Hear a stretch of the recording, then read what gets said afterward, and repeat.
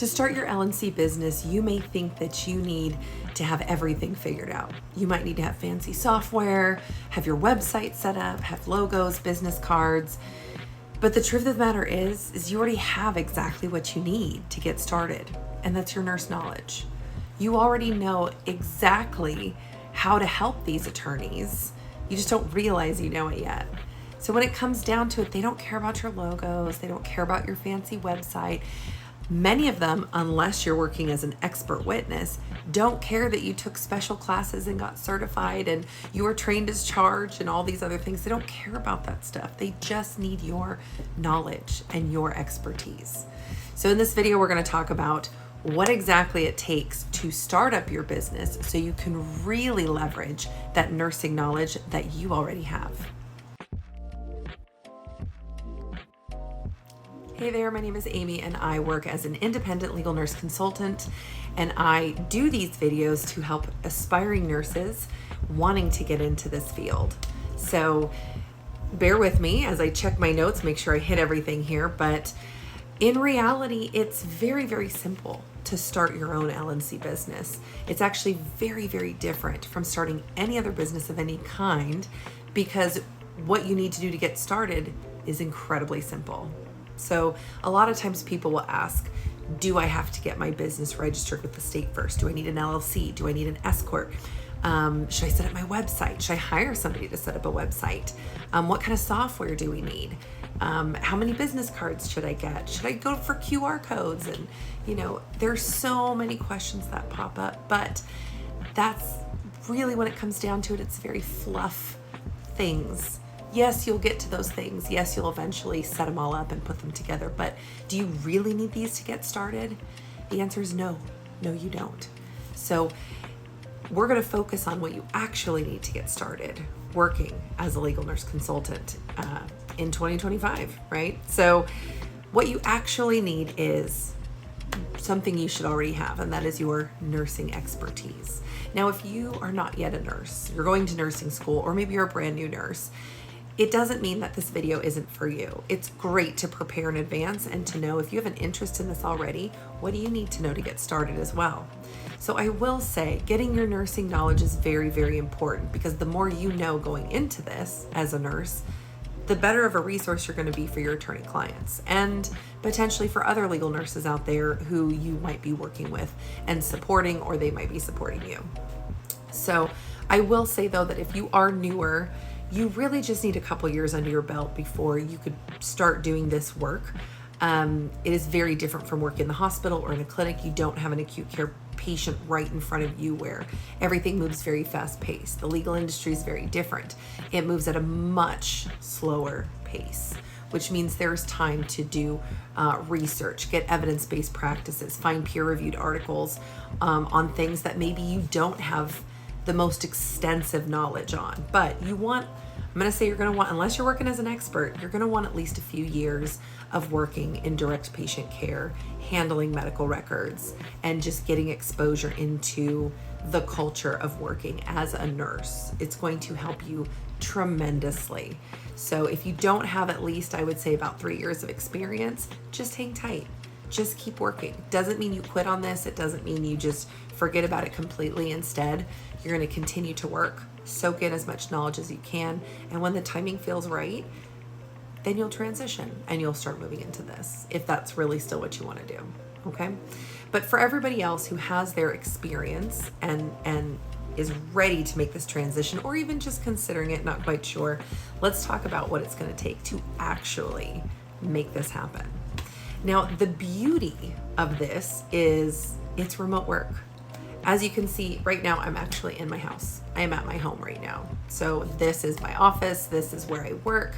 This is where I spend my time every day helping my attorney clients, supporting my other legal nurses. I do it from my home office. So the beauty of this is if you have a place to live, you have a place to work. So you don't need to get special space, which is very different from other industries. You don't need to get a building. You don't need to get a brick and mortar office space. You can do this from your home, right? So right there, you're already saving tremendous expense by not having to go out and lease an office space or a building, right? You also do not need special software. You don't. You can literally use just regular old Microsoft Office. Now, are there fancy things out there? Absolutely. There are all kinds of things out there, which I'm going to say I probably don't even know what half of them are, because new stuff is popping up all the time. But you really just need to know how to use your Microsoft Office. So if you can use Microsoft Word, if you can use Microsoft, I would say Excel, this is probably more for billing work, but if you can use these two programs, you're going to be fine. And of course, know how to use whatever email account that you're going to use, whatever platform you're using, whether it be Outlook, Google, Mail, Yahoo, whatever it's going to be. Just make sure you know how to use that platform as well. So again, do you need special software? Absolutely not, right? You'll figure out ways to track your cases. You can figure out ways to track your time, and nothing has to be super fancy. Things can stay very basic. When it's your own internal working processes and things, you can do whatever works for you, right? You don't have to do anything fancy or anything that somebody else recommends. If you have a process that works for you, that's all it takes, right? And that shouldn't cost much. I think Microsoft these days, I think you can get a plan for $100 a year, something like that, and it just renews annually. And so you're looking at $100 for the year. That's less than $10 a month, and that's pretty much something most people already have. But if you don't, that would be a startup expense for you. Okay. The other thing you will need is, obviously, you're going to need a computer. You will need an internet connection as well, right? And so those two things are going to be huge. So what have we said so far? We've said Microsoft Office, you need an email account, you're going to need a computer, you're going to need an internet connection. Those are the big things that are going to take you very far. I do recommend actually getting Adobe Pro as well. That is going to actually be very helpful as you review records. But again, it's not an expense you have to do right away. I would wait until you get a paid case before you do that. There are some other things that you're going to want to do.